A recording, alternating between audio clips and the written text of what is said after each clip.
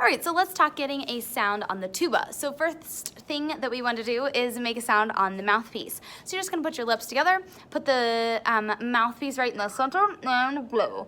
All right, so try to get a nice sound on the tuba mouthpiece before you move on to playing.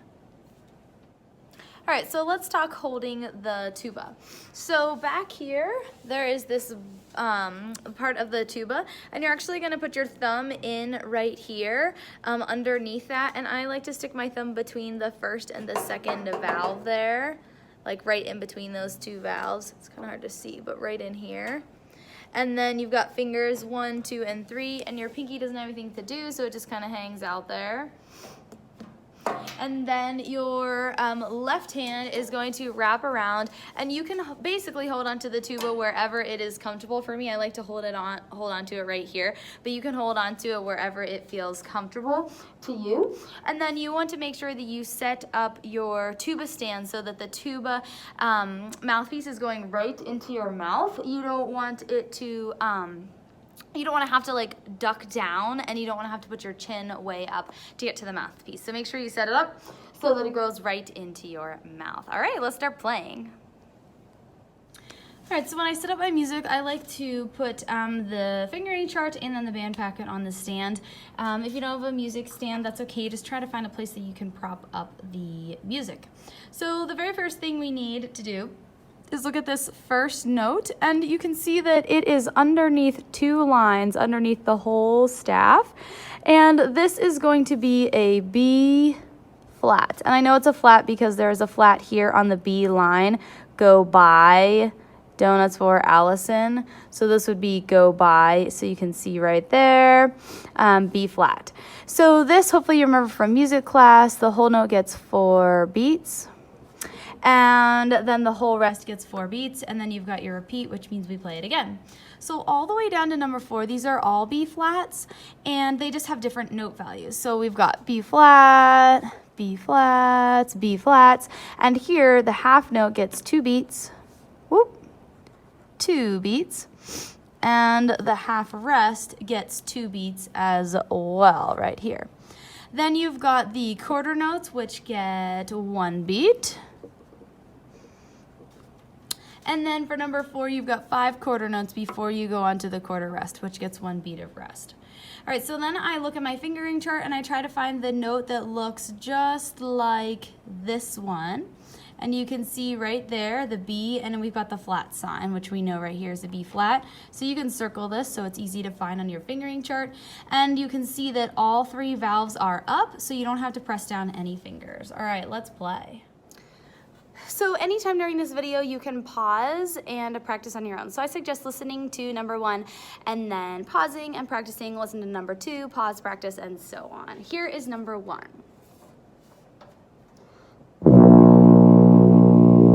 1, 2, 3, 4. 1, 2, 3, repeat.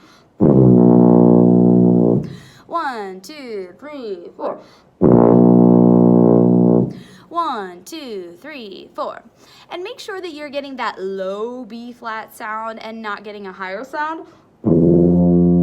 But you're getting the low. That's the sound that we want for the B flat. All right, now moving on to number 2 with half notes.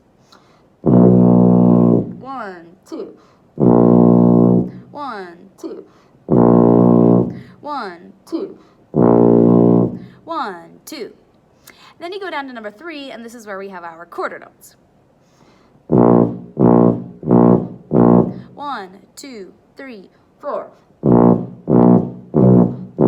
1, 2, 3, repeat. 1, 2, 3, 4. 1, 2, 3, 4. All right, now moving on to number 4. So I've got 5 quarter notes before I have that quarter rest.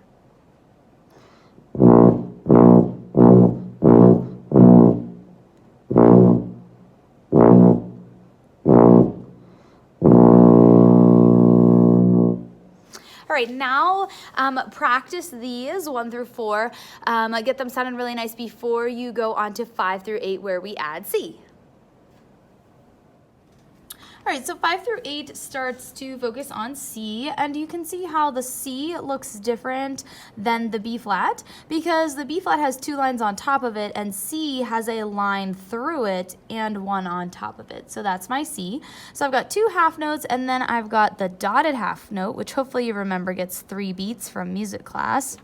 And then when we go down here to number 6, these are all C's again, but now we have these eighth notes in here, and hopefully you remember that the eighth notes go faster than the quarter note because the two eighth notes together equal 1 beat.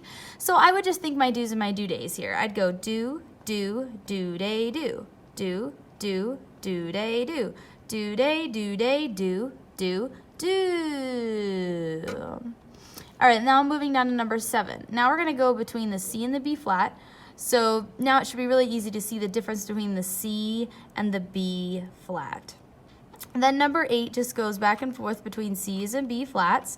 And I like to count in my head. Each measure has 4 beats. So if I count to 4, it will help me keep track so that I don't get lost. 1, 2, 3, 4, 1, 2, 3, 4, 1, 2, 3, 4, 1, 2, 3, rest.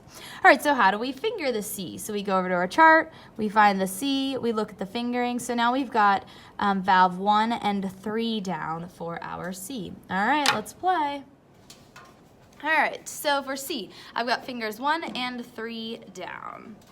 All right, here we go. Number 5.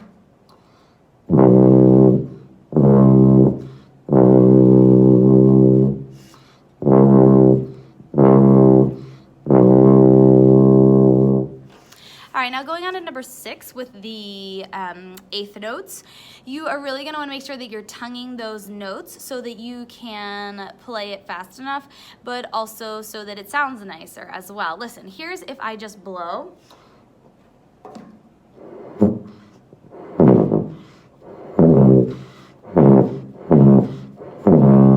And it's really hard to even get the right sound out. So, but if I tongue, it's a lot easier.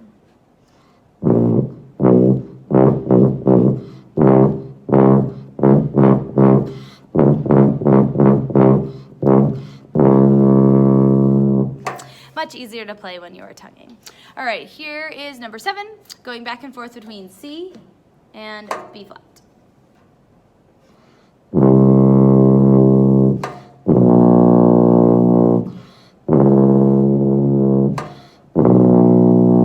Repeat.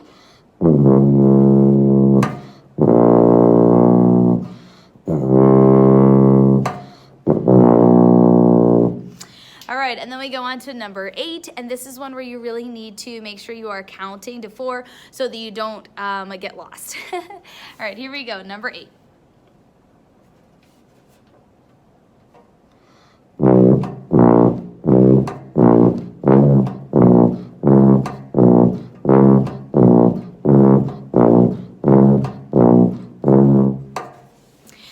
So this week, of course, I want you to practice all of these 1 through 8, but you are going to record just number 4 and number 8 for me. So when you are recording, don't get frustrated if you have to play it over and over again. That's okay because we are practicing, right?